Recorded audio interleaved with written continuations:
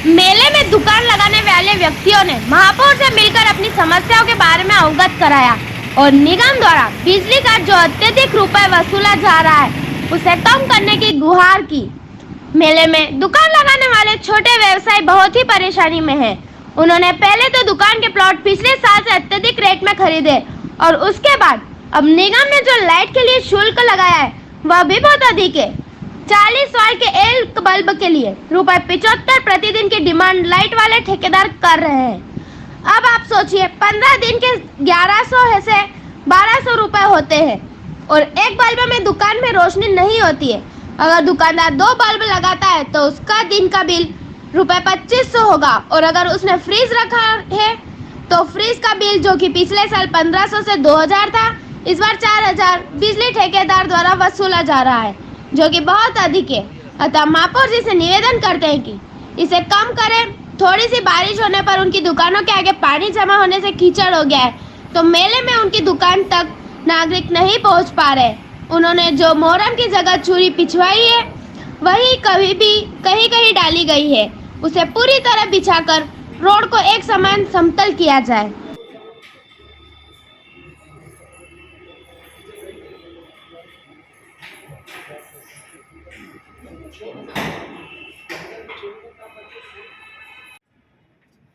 हाँ, अरे हेमंत, यहाँ महापौर साहब है तो उनके चेंबर में उनके रास्ते जाम हो गए हैं। जो रास्ते इनके लिए छोड़े थे उन रास्तों पे खाने पीने की दुकानें वालों को दे दिया गया है। तो ऐसा कुछ व्यवस्था करें कि उनके रास्ते खुले रहें ताकि सबका व्यापार व्यवस्थित चले।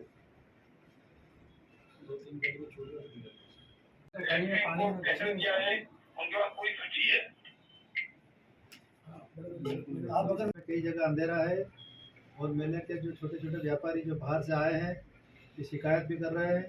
दूसरा ये भी देखो कि टेंडर किस रेट में हुआ है। लाइटों के 40 वाट के 75 रुपये ले रहे हैं, इनका ऐसा कहना है। और सीरीज के कितने ले रहे हैं? 4000। सीरीज के करीब 4000 रुपये है। वो कौन सी सीरीज है ऐसी? 10 दिन के 400 रुपये रोज सीरीज के मांग रहे हैं। थोड़ा सा इसमें देखो कोई कंसिडर हो सके तो इनको थोड़ा सा राहत दो। बात करो ठेकेदार से। लाइटें बनाने मेले में घोषणा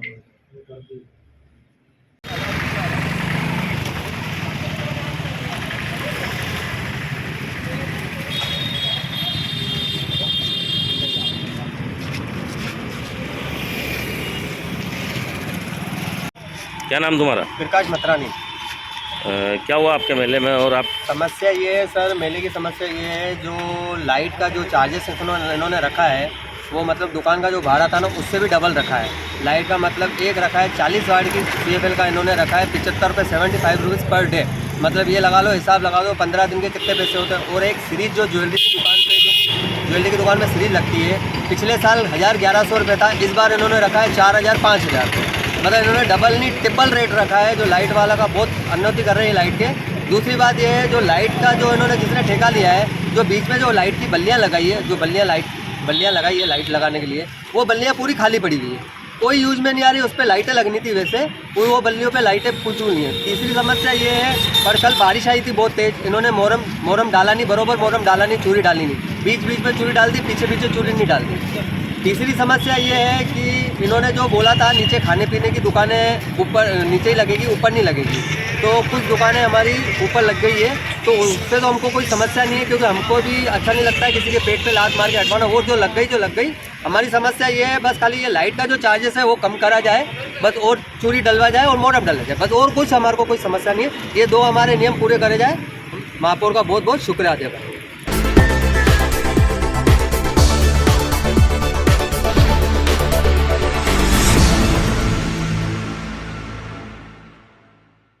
अखिल भारतीय हास्य कवि सम्मेलन राजभाषा पखवाड़े के अंतर्गत पश्चिमी रेलवे रतलाम मंडल राजभाषा विभाग पखवाड़े के समापन पर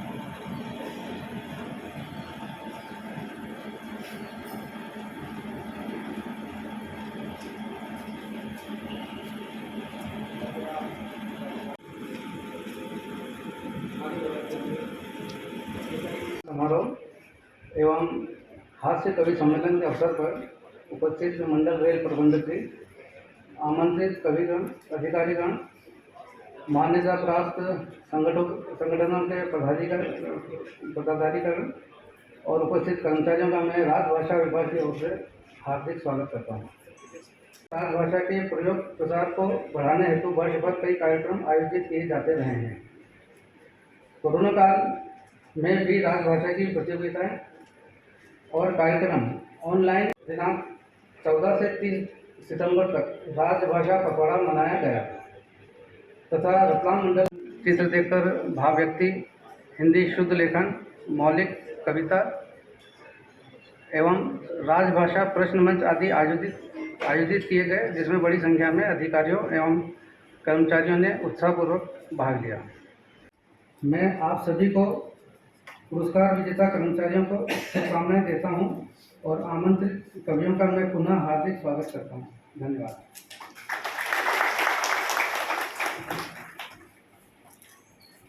के रूप में उपस्थित हैं। उन्हीं की प्रेरणा से राजभाषा विभाग अपने जो कार्यक्रम और गतिविधियां चलाता है। मैं आपसे अनुरोध करता हूं, हमारे आमंत्रित कविगण एवं कवियत्रीगण, इन्होंने हास्य कवि सम्मेलन का नाम दिया है, लेकिन मुझे ऐसा लग रहा है कि उससे अलग भी विधाओं के कवि और कवियत्री यहाँ एकत्रित हुए हैं। श्रृंगार के भी हैं, वीर रस के भी हैं, हास्य के भी हैं, तो हमें तमाम तरह की विधाएं सुनने को मिलेंगी यहाँ पे। पिछले दिनों में मंडल के विभिन्न स्टेशनों पर हमने जयशंकर प्रसाद जयंती, प्रेमचंद जयंती, राष्ट्रकवि मैथिली शरण गुप्त जयंती, महाकवि निराला जयंती, सुमित्रा नंदन पंत जयंती तथा महादेवी वर्मा जी की जयंती का आयोजन किया गया। ये कार्यक्रम द्रुत गति से ही सही कम समय में आयोजन किया गया। इसके लिए पंक्ति में रखें तो इतना कहना चाहूँगा, उनके हृदय में बस गई जो इसके हो लिए, उनके हृदय में बस गई माँ शारदे, कलमकारों को आशीष देना, तेरे आदर्श पूतों का उदाहरण ये बनेगा। खूबसूरत कविता, गीत और देशभक्ति की भावना लेकर, और ये जो लालम लाल यहाँ विराजे हैं देवास से पंकज जी, हमारे डीएमएम साहब का भी मूल स्थान वही है। उसे आज मालूम पड़ा लड़कियों का स्वभाव, क्योंकि 100 रुपए किलो था पेट्रोल का भाव। यदि भाव इसी तरह बढ़ता रहा तो सोचिए प्रेम कैसे सफल हो पाएगा। प्रेमी अपने प्रेमिका को लेकर पेट्रोल पंप से आगे जा ही नहीं पाएगा। मान लो कहा कि मेरी तारीफ करो, मैंने कहा तारीफ क्या करो, तुम्हारी अपने बोले अल्फाज में सच बोलने की कसम खाकर आया आज मैं। तुम चाहे ये पहनो वो पहनो, जो भी पहनो, डाय नहीं लगती हो मुझे तो। अरे गिरते हैं सब्जी में बाल, क्लिप क्यों नहीं लगाती हो? मैं पास में बैठा तो बदबू से दिमाग खराब हो गया। ये बताओ बालों में कौन सा तेल लगाती हो? बोले बहुत कविताएं लिखते हो, मुझ पे कुछ लिख के बताओ। मैंने कहा कि मेरी नस नस में कविता निवास करती है, जिंदगी मेरी कविताओं से संवरती है। किस तरह तुझ पे लिखूं मैं कविता कोई, तेरी अकल तो हमेशा ही घास चरती है। एक दिन काले बाल कर रही, मैंने कहा कि कब तक बूढ़ापा छुपाओगी रानी, जवानी की अब तो खत्म है कहानी। अरे कब तक इन बालों को काला करोगी, एक दिन तो मरोगी, एक दिन तो मरोगी। और मैंने जीवन को संवारो, बस इतनी सभी से विनती। और वृक्षारोपण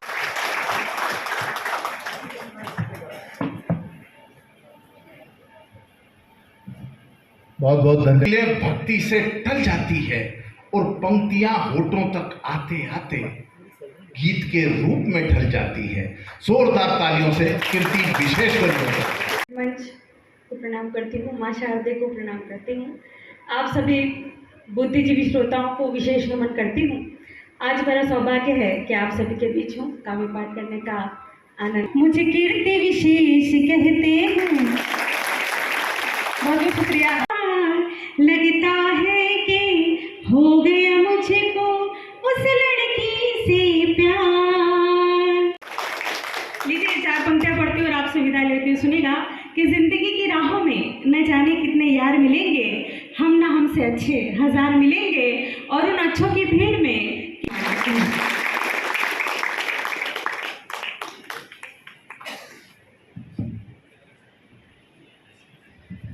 कि कोई रेल की जंजीर खींच ले। और ये जुल्फें झटक गया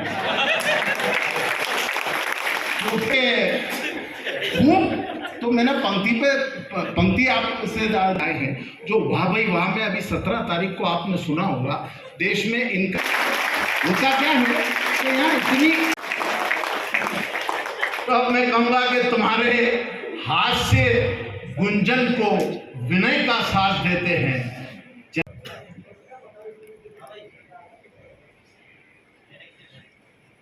माँ सरस्वती के चरणों में नमन करता हूँ, आप सभी को नमन करता हूँ और अपनी बात की शुरुआत करता हूँ।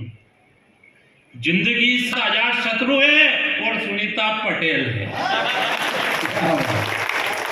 अच्छा, सवारी अच्छी हो तो रेल में बैठना। दुनिया में किस तरह से जिए और शराब नहीं पिए तो क्या खून पिए? शराब नहीं पिए तो पहले मम्मी डराती थी कि बेटा चुप हो जा, नहीं तो बाबा पकड़ के ले जाएगा। आज ये स्थिति, भारत देश पसंद है हमको।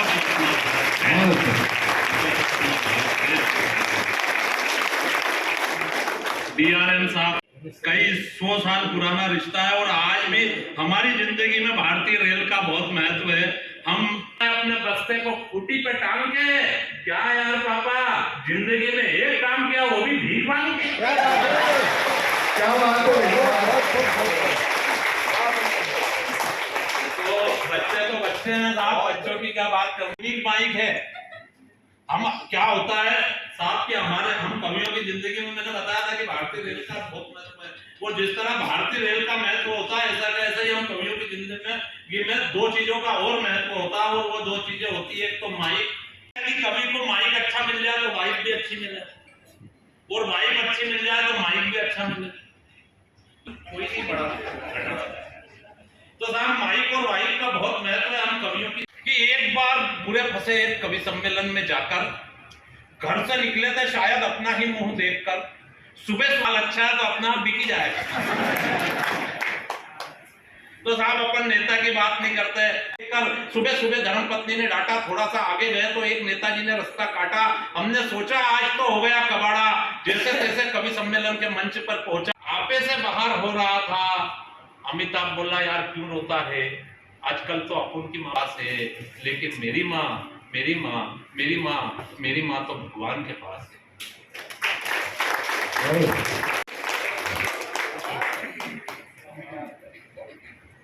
बहुत अच्छे पंकज भाई, माँ तो शशि कपूर के पास है। जरूरत न पड़ेगी माँ बाप की सेवा से प्रभु। नाम का जोरदार ताली से आवाज दीजिए सुनीता पटेल।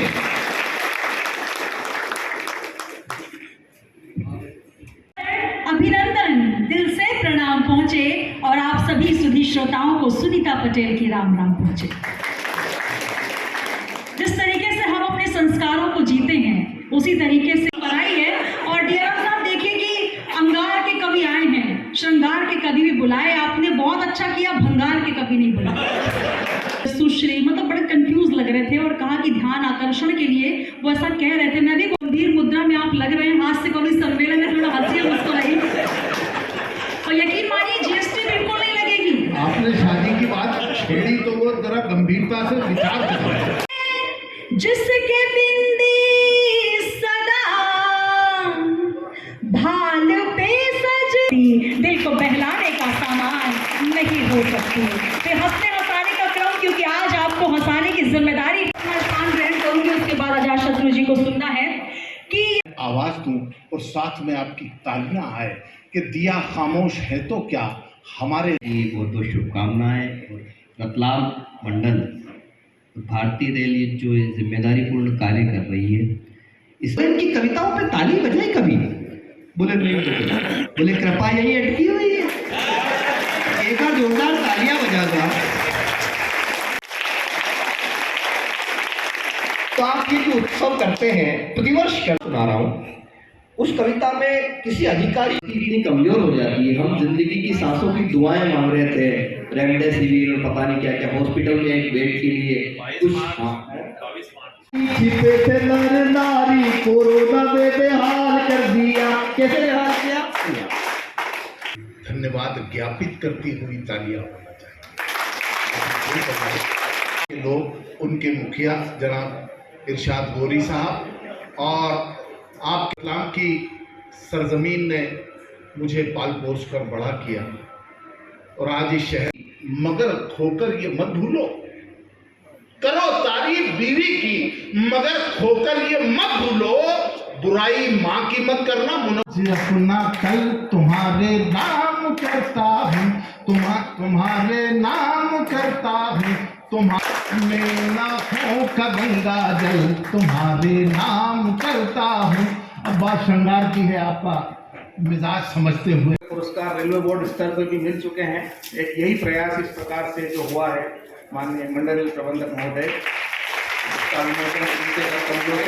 जोरदार तालियों से स्वागत। ऐसे प्रयासों को सराहा जाना चाहिए जिसके अंतर्गत ये पुस्तक तैयार हुई है।